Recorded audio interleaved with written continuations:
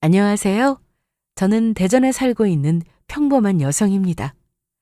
살다 보면요, 인연이라는 게 피로 맺어진 가족보다 더 끈끈한 관계를 만들어주기도 한다는 거 알고 계세요? 제게 그런 존재가 딱 한 분 계세요. 믿기 어려우시겠지만 그분은 바로 제 시어머님이세요. 많은 분들이 시어머니 하면 어렵고 불편하고 적당한 거리를 두는 게 가장 좋은 관계라고들 생각하시지만 저는 달라요. 오히려 친정엄마보다 더 가깝고 딸보다도 아껴주시고 누구보다도 제 편이 되어주신 분이 바로 시어머니셨어요. 저는 젊은 시절부터 평범한 주부로 지내왔어요. 한 남자의 아내로 또 두 아이의 엄마로 그렇게 쉼없이 달려온 인생이었죠. 그런데 결혼 초반부터 저희 남편은 그다지 가정적인 사람이 못 되었어요. 집보다 항상 밖을 좋아했고 사람들과 어울리는 걸 즐겼죠. 처음엔 그를 이해해주고 싶었어요. 사회생활도 중요한 부분이니까요. 하지만 시간이 지날수록 남편 곁에는 늘 여자들이 끊이질 않았습니다. 주인이라고 하기엔 너무 가깝게 지냈더랬죠. 남편 때문에 정말 마음고생을 많이 했는데 하지만 이 모든 걸 참고 견뎌낼 수 있었던 건 가장 큰 이유가 바로 시어머니였어요. 시어머니는 처음부터 지금까지 변함없이 저를 정말 예뻐해 주셨어요. 명절 음식 준비할 때도 항상 저 먼저 앉히시고 본인이 다 해두었으니 그냥 앉아있으라고만 하시고 요리는 손도 못 대게 하셨어요. 어디 나가면 늘 며느리 자랑을 꼭 해주셨고요.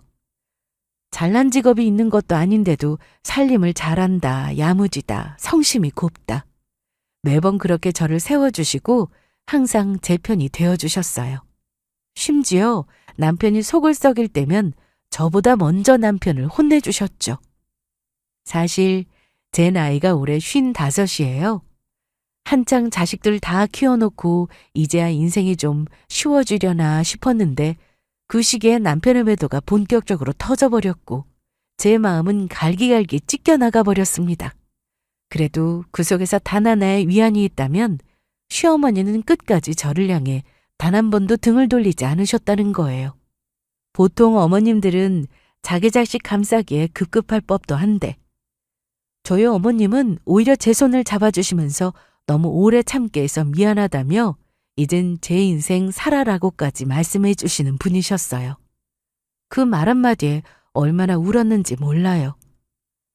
제게 있어 시어머니는 단순히 남편의 어머니가 아니었어요. 제 인생에서 가장 진심으로 저를 위했던 유일한 어른이셨고 어쩌면 친정엄마보다 기댈 수 있고 더 따뜻했던 존재였던 것 같아요. 그래서 남편의 외도에도 오히려 어머님이 나서서 해결하려 해주셨어요.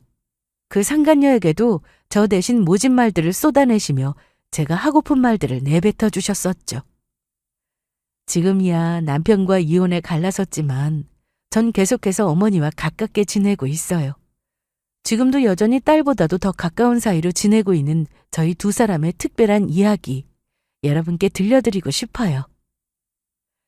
남편의 외도는요, 사실 젊은 시절부터 불안불안했어요.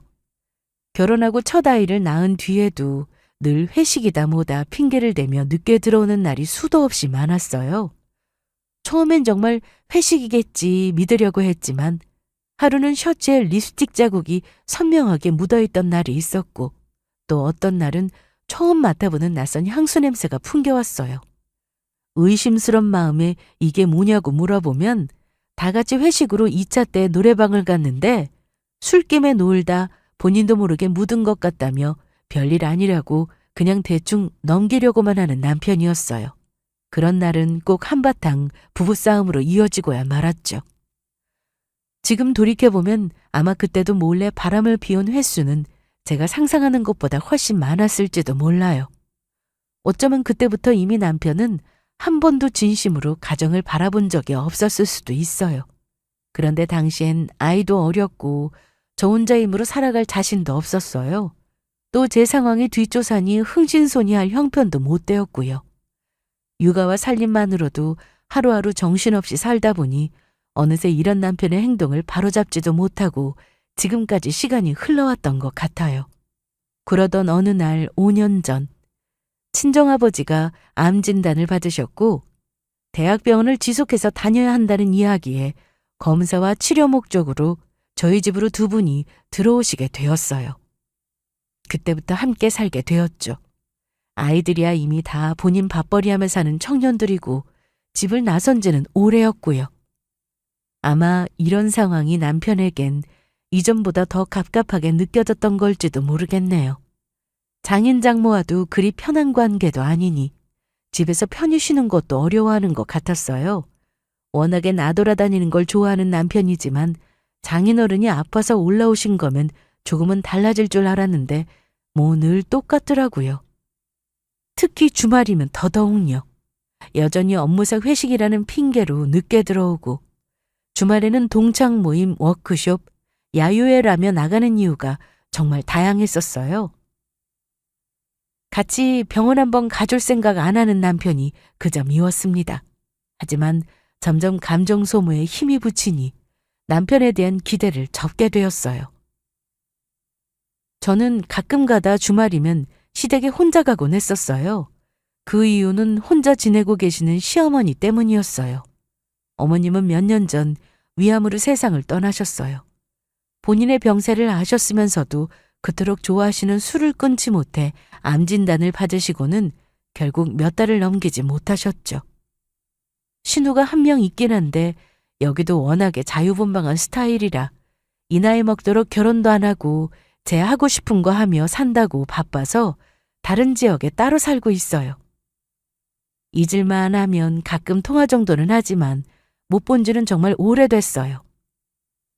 장례식이 끝나고 어머님은 아버님과 함께 사시던 집을 정리하시고는 홀로 조용한 아파트로 이사하셨어요.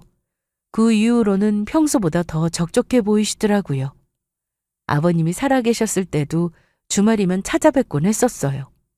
어머님은 아버님과 대화의 벽을 쌓으신 지 오래셨고 유일한 말동무이자 친구가 저였거든요. 아버님이 돌아가시고 나니 조금 더 어머님을 살피려 노력했던 것 같아요. 어머님은 조용조용하시고 무던한 성격이셨지만 저희 남편 이야기가 나올 때면 늘 한숨부터 쉬시고는 저보다 다 하소연을 쏟아내셨어요. 젊은 시절 제 아빠랑 똑같이 행동한다라며 유전의 힘이 이렇게 무섭다면서 말씀하시곤 하셨죠. 알고 보니 아버님도 생전에 유흥을 무척 즐기셨대요. 술자리도 자주 가지시고 늦게 귀가하는 건 다반사였다고요. 그 얘기를 처음 들었을 땐 그래 핏줄이 어디 가겠나 싶은 생각이 들었어요. 결국 어머님이 겪으셨던 시절을 제가 그대로 겪어 있는 기분이 들었거든요. 어머님께서도 그걸 아셨는지 제게 그 시절엔 다 그렇게 참고 살 수밖에 없었다며 진작 이혼 못한 게 한이시라고 말씀하셨어요. 그리고 그 힘든 시절을 제가 똑같이 겪고 고생하는 것 같아 본인이 죄인이라며 스스로를 탓하셨죠. 그 말씀을 듣는데 목이 메었죠.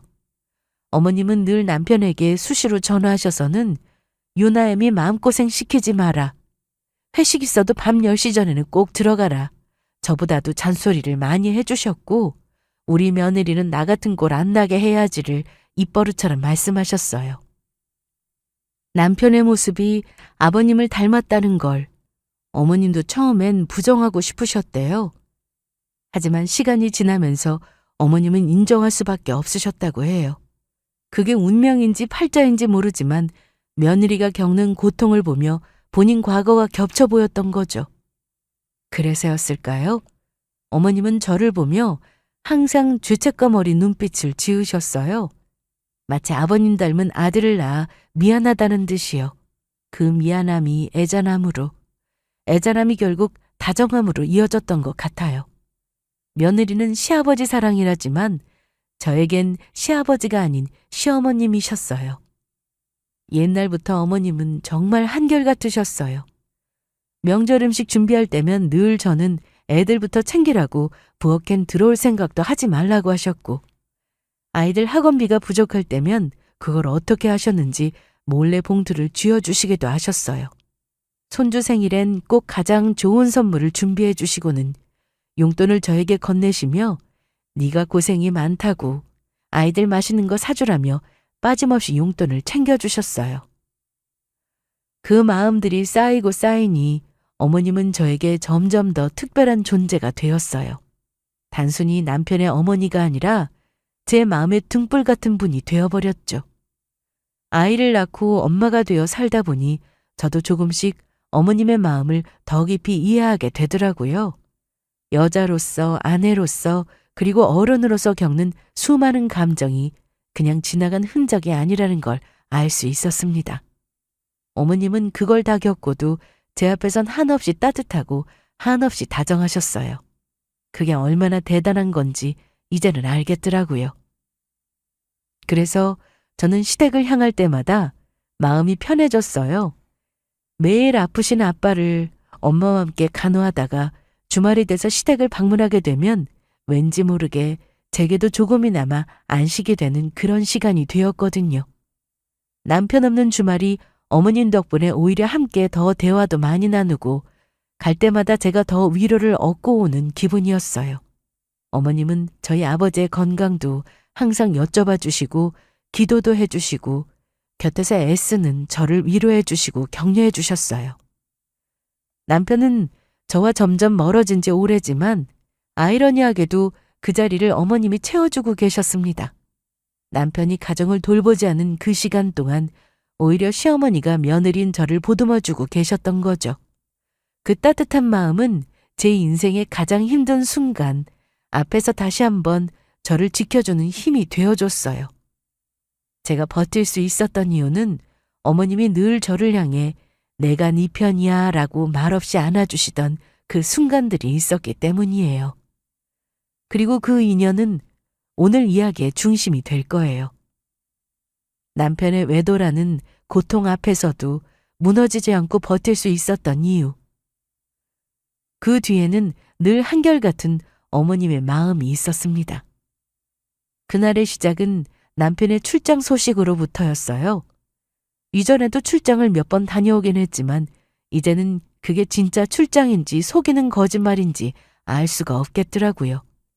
워낙 집에 잘 붙어있지 않은 사람이니 딱히 놀랍지도 않았지만 2달이라는 긴 시간 동안 자리를 비운다는 말에는 좀 당황스럽기도 했죠. 그래도 겉으로는 알겠다고 했어요. 그렇게 남편이 짐을 싸고 출장을 떠날 무렵 공교롭게도 친정엄마와 아버지가 시골로 내려가시겠다는 이야기를 꺼내셨어요. 병이 어느 정도 완치되어 갔다는 이야기를 하셨고 그동안 치료와 입퇴원을 반복하셨던 아버지는 이제 많이 지쳐 보이셨거든요. 그래서인지 아버지께서는 건강회복 차원에서 공기 좋은 곳에서 지내면 좀 더 좋아지지 않을까 싶으시다며 시골로 내려가 살겠다고 하시더라고요. 공기도 좋고 조용하니 노후 보내기엔 좋겠다며 편히 쉬고 싶어 하셨죠. 그렇게 남편은 출장으로 부모님은 시골로 내려가시게 되면서 그 집엔 순식간에 저만 남게 되었습니다. 그런데 막상 갑자기 혼자가 되어버리니 왠지 적막함이 느껴지는 것 같더라고요. 부모님도 이젠 안 계시고 자식들도 자주 보러 오지도 않고 남편도 없으니 저 혼자서 집에 있는 시간이 갑자기 휑해지는 느낌이 들었어요. 그러다 문득 생각이 났어요. 어머님, 지금 혼자 지내고 계시는 어머님이 떠올랐어요. 이렇게 된 김에 어머님네 집에서 지내다가 올까 싶은 생각이 들었고 어머님과 함께 있으면 더 좋겠다는 생각이 들었어요. 어머님도 외로우실 테고 저도 곁에 있으면 든든할 테고요. 그래서 전화를 드렸어요. 2달 동안 같이 지내시지 않겠느냐고요.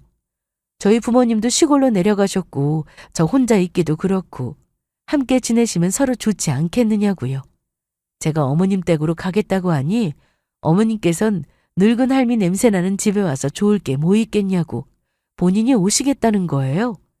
저의 만류에도 끝까지 본인이 오시겠다고 하셔서 결국 그렇게 하기로 됐어요. 그렇게 어머님은 배낭 가방 하나를 메시고는 저희 집으로 오셨습니다.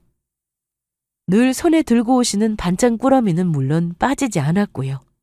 처음엔 2달이나 함께 지내는 게 괜찮을까 걱정도 조금 있었어요. 아무리 좋은 사이지만 같은 공간에서 함께 생활하는 건 처음이기도 하고 이렇게 오랜 시간이 같이 지내본 적도 없었으니까요. 그런데 그런 걱정은 기우에 불과했어요. 어머님은 오히려 저보다 더 저를 배려해 주신다고 바쁘셨어요.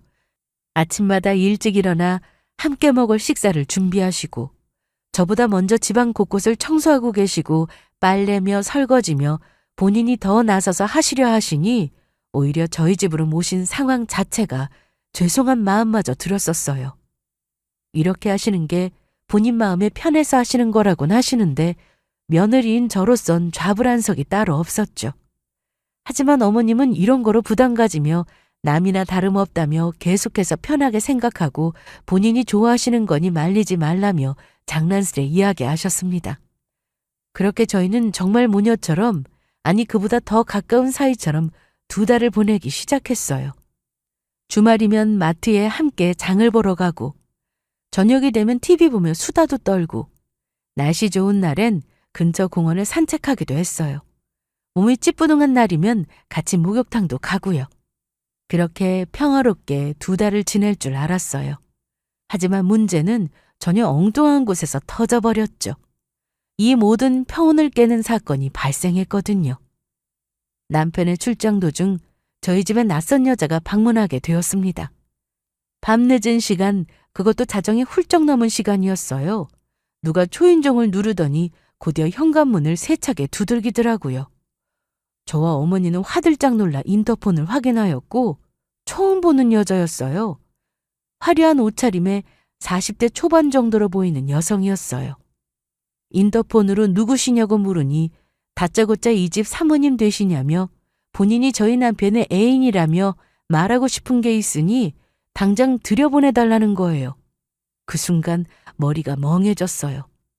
가뜩이나 자다 깨서 정신도 없는데 이 상황이 무슨 상황인지도 모르겠고 저 혼자만 있는 상황이 아니라 어머님도 함께 계시는데 뭘 어떻게 해야 할지 모르겠더라고요.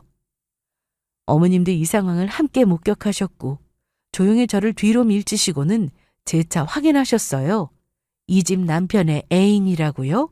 하니 그 여자는 술이 잔뜩 취한 목소리로 아 그렇다니까요. 할 말 있으니까 문 좀 열어보시라고요. 사람 기다리게 하네. 짜증나네. 아 이렇게 밖에 세워둘 거예요? 하면서 언성을 높이기 시작하는 거예요. 그 목소리가 어찌나 크던지 정말 동네 사람 다 깨울 것 같아 일단 문을 열어주었습니다. 집으로 들어온 여자는 집안을 술 취한 눈으로 쓱 훑어보고는 픽 한번 웃고 자연스럽게 거실 바닥에 퍼질러 앉아버렸어요. 그리고는 너무 당당하게 물 좀 달라고 하더라고요. 저도 화가 나 그 여자에게 따져묻기 시작했어요. 지금 이게 무슨 짓이에요? 이렇게 늦은 밤에. 그것도 자정이 넘는 시간에 대체 무슨 생각으로 남의 집 문을 두드리는 겁니까? 여기 술집 아니고요. 당신이 찾아올 이유도 권리도 없는 집이에요. 이 시간에 어딜 갈 데가 없어서 여길 찾아온 거예요? 그리고 방금 뭐라고 했어요? 애인?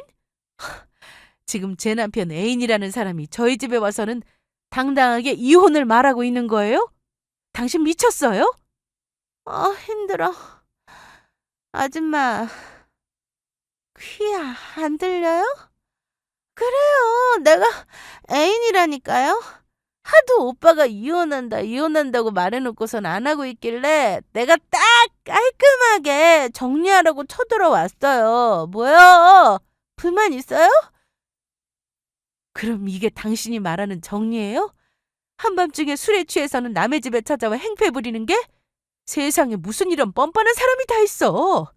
할 말 있으면 낮에 그것도 제정신으로 올 것이지 이게 무슨 행패냐고요? 아니 애초에 찾아오길 왜 찾아와요 여길? 지금 당신 상태, 말하는 꼴, 행동 다 제정신 아닌 거 모르겠어요? 여기가 어디라고 함부로 찾아와요?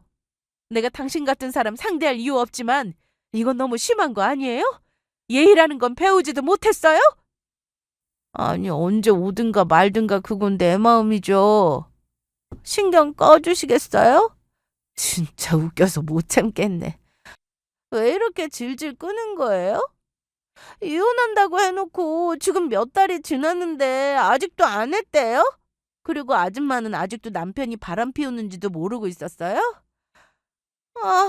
진짜 답답해 죽겠네. 도대체 언제 알 거고 언제 이혼할 건데요? 아주머니 딸이 얼마나 못났으면 남편이 바람났겠어요?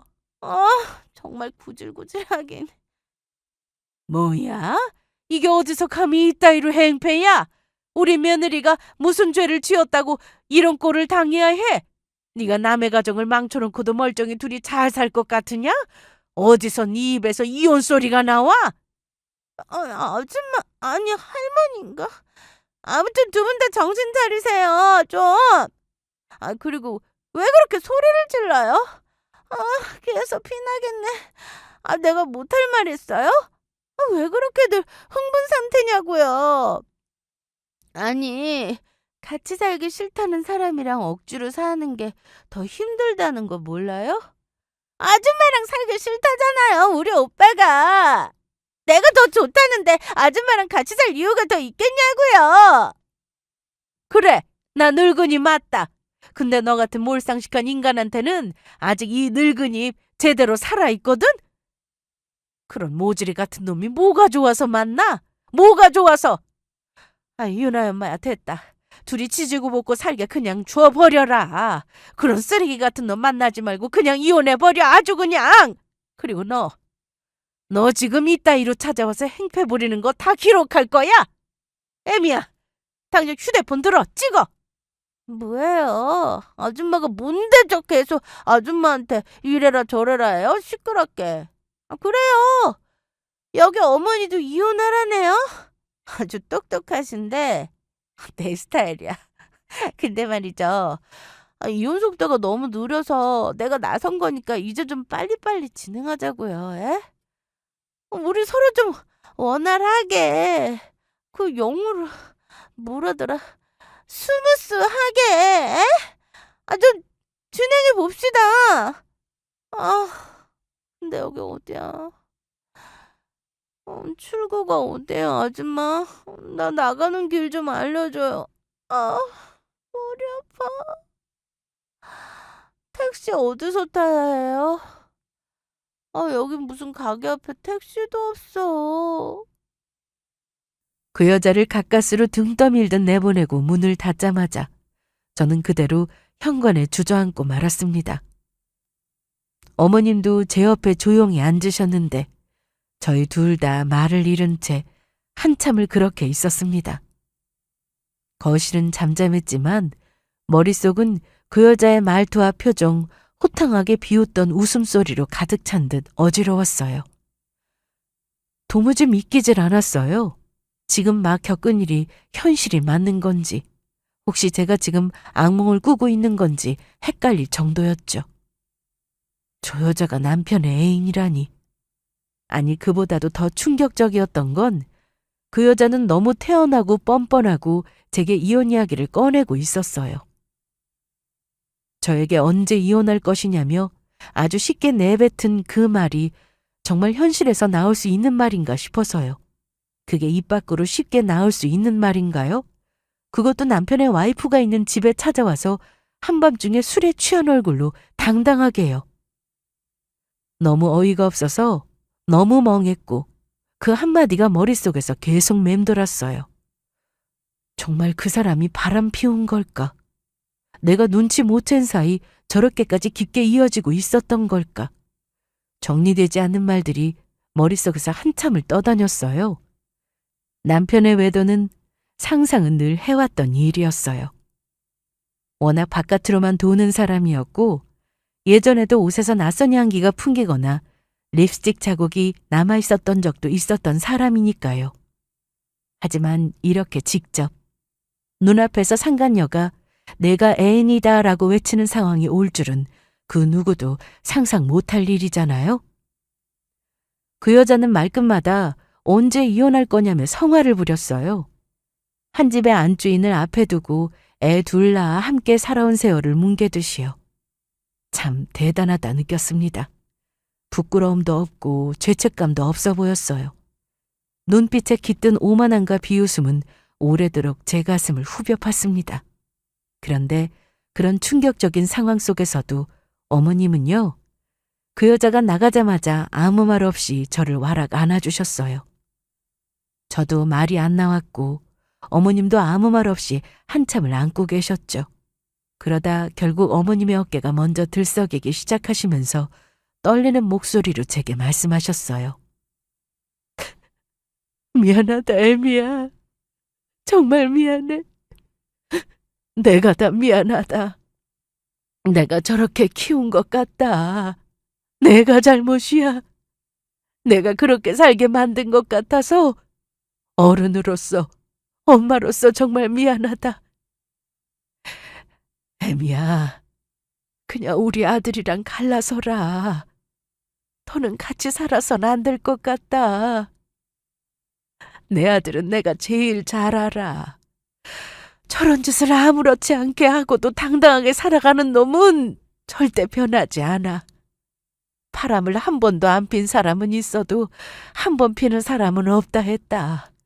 내가 네 마음 다 헤아리지 못하지만 네가 애비 때문에 늘 참고 또 참고 살아왔다는 거 내 다 안다. 나도 그랬으니까. 그래서 이젠 안쓰러워서 더는 못 보겠어. 예전 내 모습 보는 것 같아서. 그때 진작 이혼했으면 마음고생이라도 덜했지.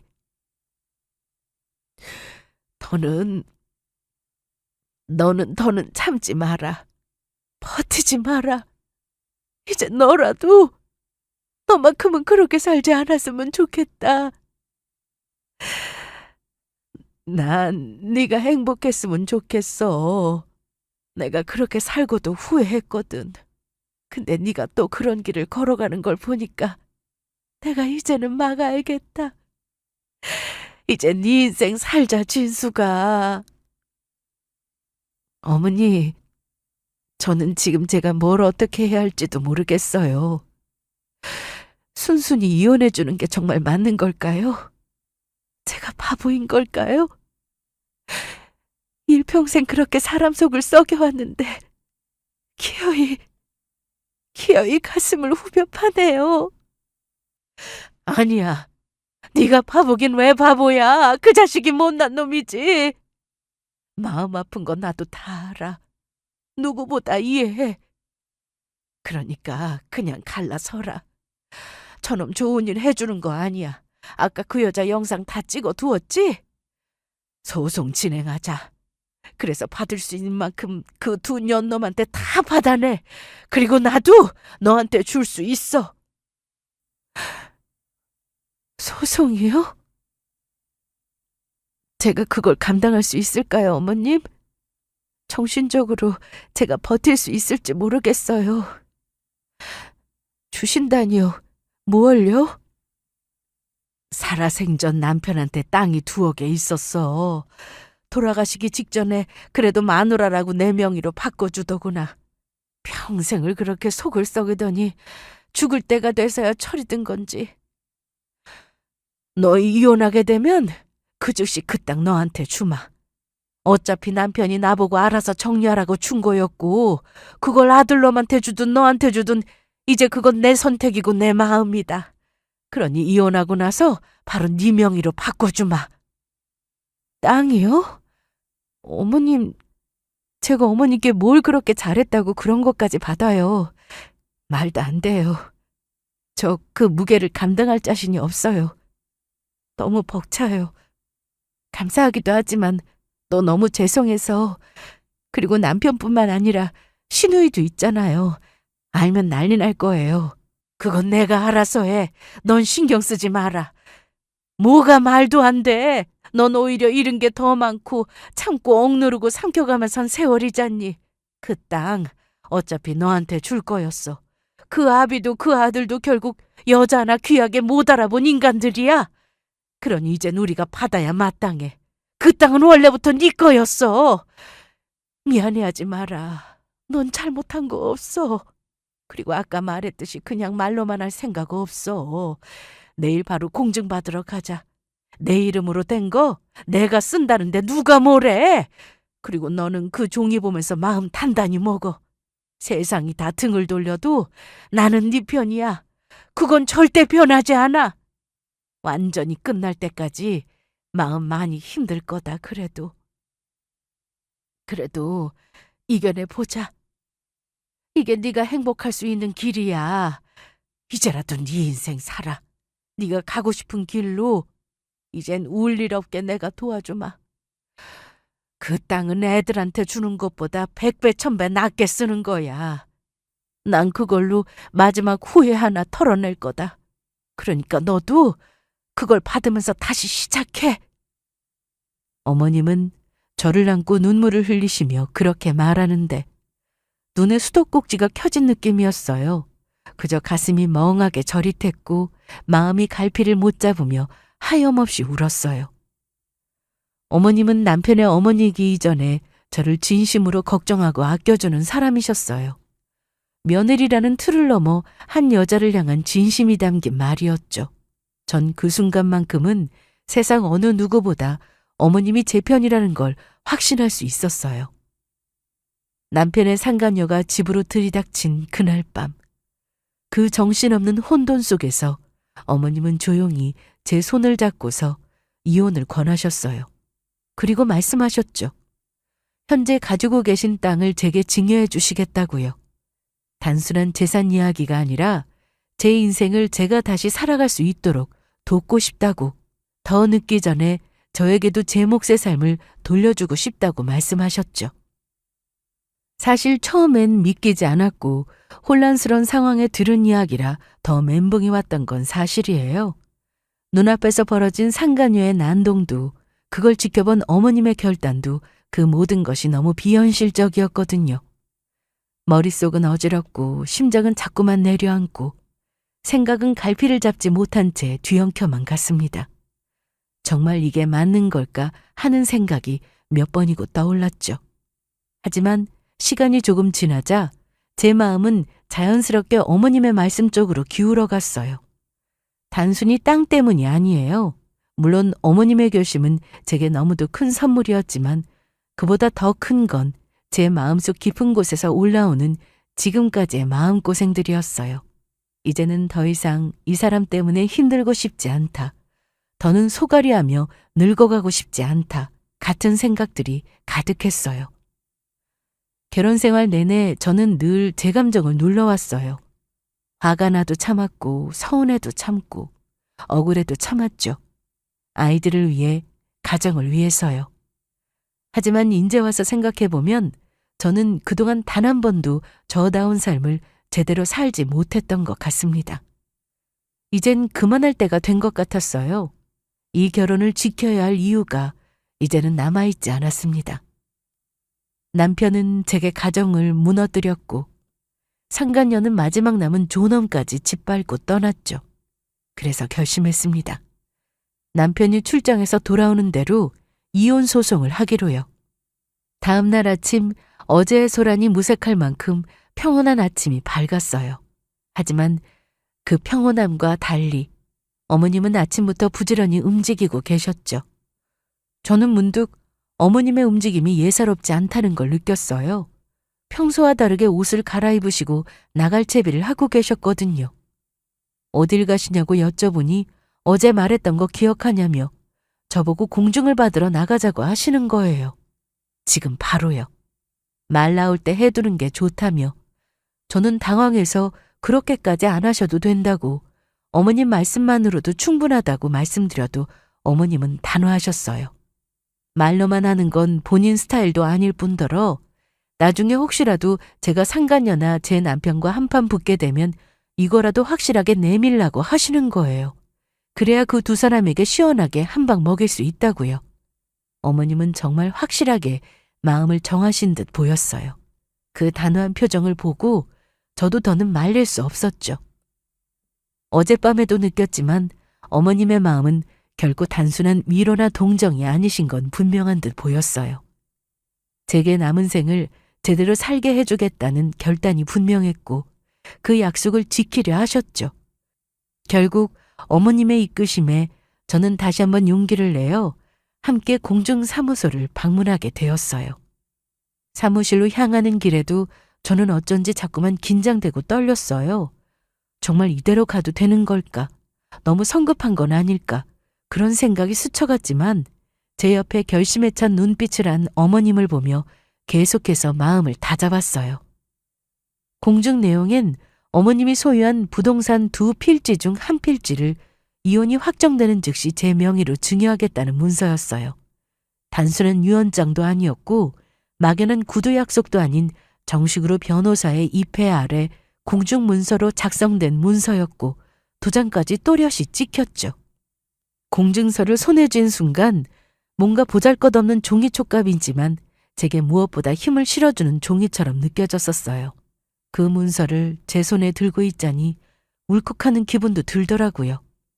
그런 저를 보시고는 어머님께서도 조용히 제 손을 쥐시고는 앞으로 무슨 일이 있어도 흔들리지 말라며 본인이 옆에서 어떻게든 도와주시겠다는 말씀만 하셨어요.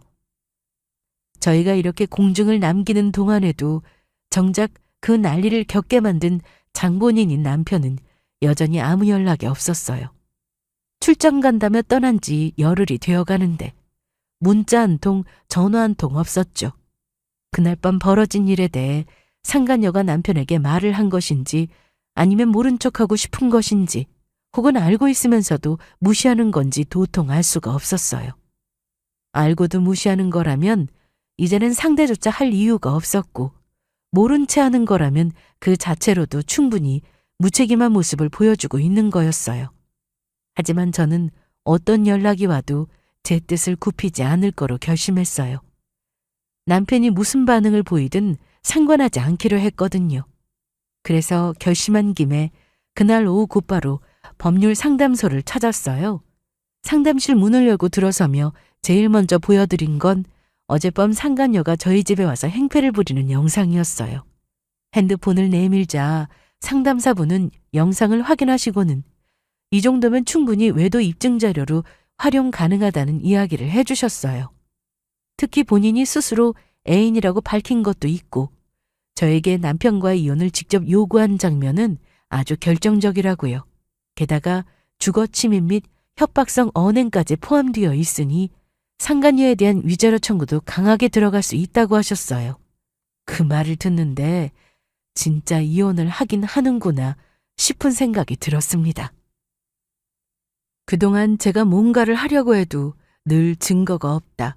지금 상황은 힘들다라는 말에 주저했던 지난 날들이 떠오르며 뒤늦은 안도감이 밀려왔습니다.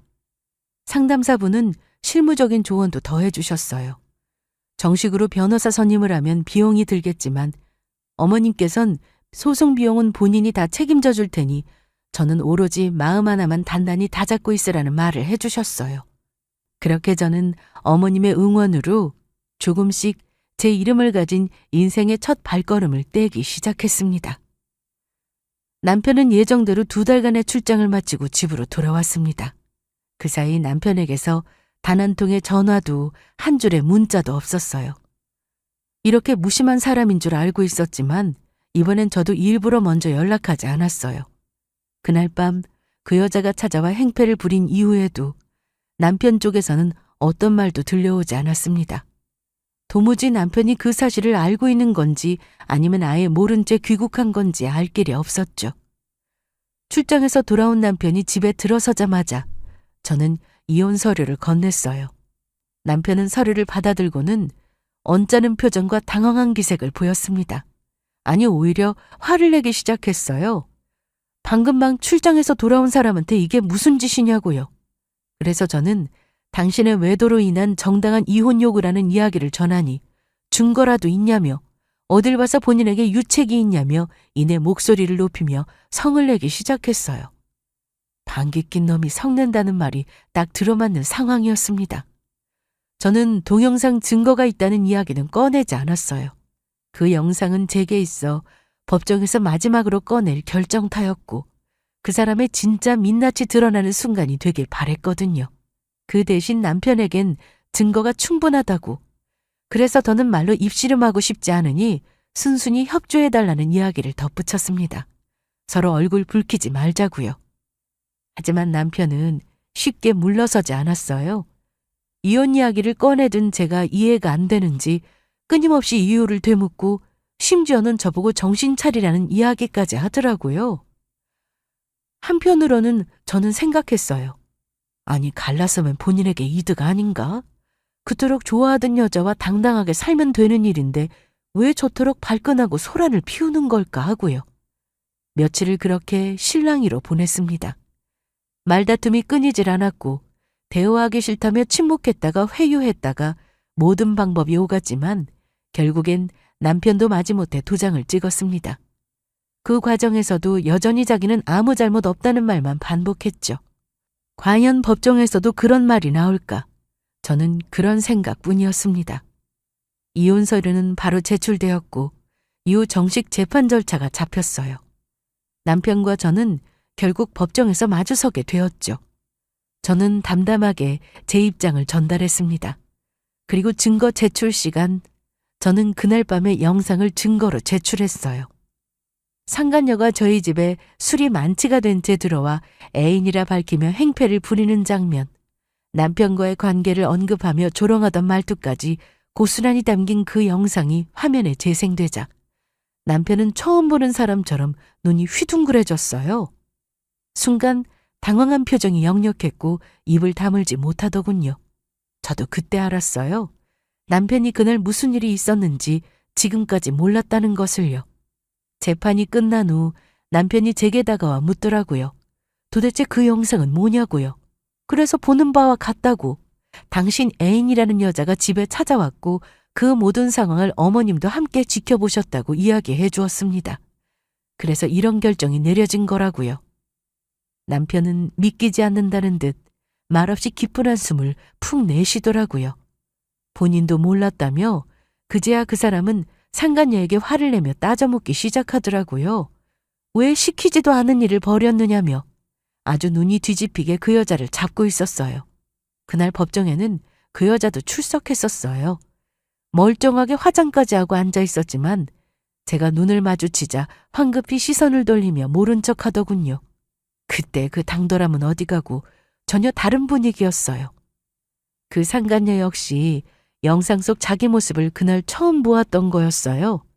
그날의 일을 기억하지 못할 정도로 만취했던 거죠. 그녀도 영상이 재생되는 순간 본인의 모습이 매우 놀랐다고 하더라고요. 하지만 그 행동 덕분에 남편의 외도 사실이 명확해져서 저에겐 오히려 큰 도움이 되어주었죠. 결국 저는 받을 수 있는 위자료도 받아내고 상간녀 또한 소송을 걸었습니다. 이혼도 위자료도 그간의 억울함도 모두 이제야 조금씩 풀려나가는 기분이었어요. 재판이 끝난 뒤 저는 뒤도 돌아보지 않고 곧장 집으로 향했어요. 남편이 상간녀와 나란히 붙어있는 모습을 차마 눈뜨고 볼 수가 없었거든요. 남편과는 말 그대로 깔끔하게 남남이 되어버렸어요. 마음이 완전히 정리됐다고 할 수는 없었지만 그동안 쌓아온 수많은 상처 위에 덧칠되던 갈등이 끝났다는 사실에 숨이 트이는 기분이었어요. 그렇게 며칠이 지나고 어머님께서는 정말 약속대로 땅을 제게 증여해 주셨어요. 공증을 마친 문서를 손에 쥐는 순간 저는 여전히 이걸 받아도 되는 걸까 하는 고민이 들었지만 어머님의 진심을 알기에 그 마음을 외면할 수는 없었습니다. 그리고 며칠 뒤 어머님께 전화를 받게 되었어요. 조심스럽게 전해들은 내용은 이랬습니다. 남편이 어머님을 찾아왔답니다. 아버님께서 생전에 남기신 땅이 두 필지인 걸로 알고 있다며 그중 하나만 먼저 자기에게 줄 수 없겠느냐는 거죠. 알고 보니 남편은 이미 그 땅을 기반으로 상간녀와 새살림을 차릴 계획까지 세워놓고 있었던 모양이었습니다. 하지만 어머님은 단호하게 말씀하셨답니다. 어머님 명의로 남은 건 하나밖에 없다며 이미 하나는 저에게 증여해 주었다고요. 그 말을 들은 남편은 펄쩍 뛰며 난리를 부렸고 급기야 어머님께 당신이 어머니 맞냐며 언성을 높이기까지 했다고 했습니다. 그러자 어머님은 집에서 계속해서 행패 부릴 거면 경찰에 신고하겠다고 맞섰고 그러자 남편은 그럼 직접 와이프한테 따지러 가겠다며 문을 박차고 나갔답니다. 어머님은 전 남편이 제게 찾아올 것을 알고 조심하라는 마음으로 전화를 주셨던 거였어요. 곧 들이닥칠지도 모른다고요. 어머님의 말씀을 새겨듣고는 긴장된 상태로 그를 기다리고 있었어요. 그리고 정말 얼마 지나지 않아 남편은 제 집으로 찾아왔습니다. 문을 열어주자 씩씩거리며 거실로 가더니 제게 따져묻기 시작했어요. 당신 우리 엄마한테서 땅 받았어? 그거 당장 내놔. 그거 원래 내 땅이야. 내가 받을 땅이라고. 엄마가 줬다는 게 지금 말이나 되는 소리야? 친아들이 버젓이 살아있는데 그걸 며느리한테 주는 엄마가 어딨어? 그런 노망난 엄마가 어디 있느냐고? 웃기는 소리 좀 그만해. 내가 달라고 했겠어? 어머님이 당신 같은 못난 자식한테는 못 주겠다고? 차라리 나한테 주시는 게 낫겠다 하셔서 주신 거야. 그건 어머님이 선택하신 거야. 나는 안 받겠다고도 말씀드렸었어. 어머님이 강하게 원하신 거라고. 뜻이 그렇다신데 어떻게 거절을 하란 말이야? 당신이야말로 웃기는 소리 하지 마. 어르신 하나 꼬드겨서 속여놓고 그걸 내가 모를 줄 알아? 그게 말이야, 방귀야. 어디서 그런 뻔뻔한 거짓말을 하고 있어? 당신 이거 엄청난 범죄야, 알아? 노인네 껴서 땅 받아낸 거 이거 사기라고, 사기! 못 믿겠으면 이거나 좀 똑바로 봐. 이거 어머니께서 직접 말씀하신 내용을 바탕으로 공중에 둔 거야. 그날 어머님이 먼저 공중 받으러 가자라고 하셨고 나는 그 자리에서 정말 안 받아도 된다라고까지 했어. 그런데도 어머님이 기어이 주시겠다고 하시니까 내가 며느리 된 도리로 그 말씀을 어떻게 어기겠어? 인제 와서 새살림 차리려니 돈이 없어? 사랑만으로는 역시 안 되지? 역시 현실은 사랑 앞에서는 냉정한 법이야. 땅 보고 나한테 돌아올 생각 꿈도 꾸지 마. 땅 토해내라는 소리도 하지 마. 나는 정정당당하게 받은 거니까. 땅 내놔! 내놓으라고! 당신 정말 이렇게 할까지 할 거야? 정말 1억이야? 그럼 팔고 두 사람 몫으로 나누자. 땅 받은 거면 그거 부부 공동재산이잖아. 글자 안 보여? 이혼하고 나서 준 거라고 되어 있잖아. 이건 오롯이 내 거야. 내 땅이라고. 공공재산 타령하고 있네. 그래, 나 정말 이렇게까지 할 거야. 당신 때문에 소갈이한 세월이 얼만데. 나 이제야 어머님 덕분에 새 인생 찾았거든. 그러니까 애초에 땅 받을 자격도 없는 당신은 그만 포기하고 돌아가.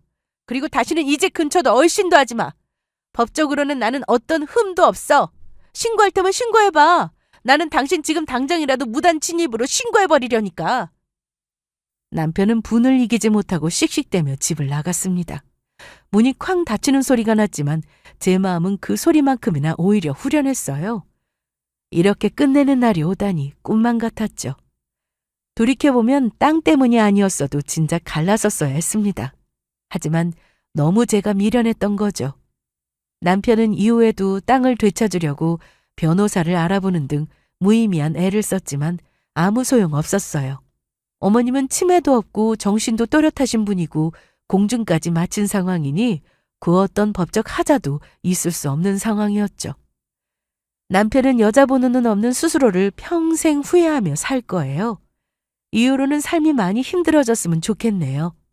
그 후로 저는 평온한 일상으로 돌아왔습니다. 어머님도 아버님과 똑 닮은 아들과는 연을 끊은 듯 싶더라고요. 어머님도 지긋지긋하시겠죠. 지금도 양씨집안 남자들이라고 하면 치를 떠시거든요. 저는 여전히 어머님과 좋은 관계를 유지하고 있어요. 참 이런 관계가 쉽지가 않은데 딸보다도 더 저를 예뻐해 주시고 아껴주시고 사랑해 주시는 어머님이 있어 이번 생은 큰 복이라고 생각합니다. 남은 시간도 어머님과 함께 따뜻하고 평화롭게 잘 지내겠습니다.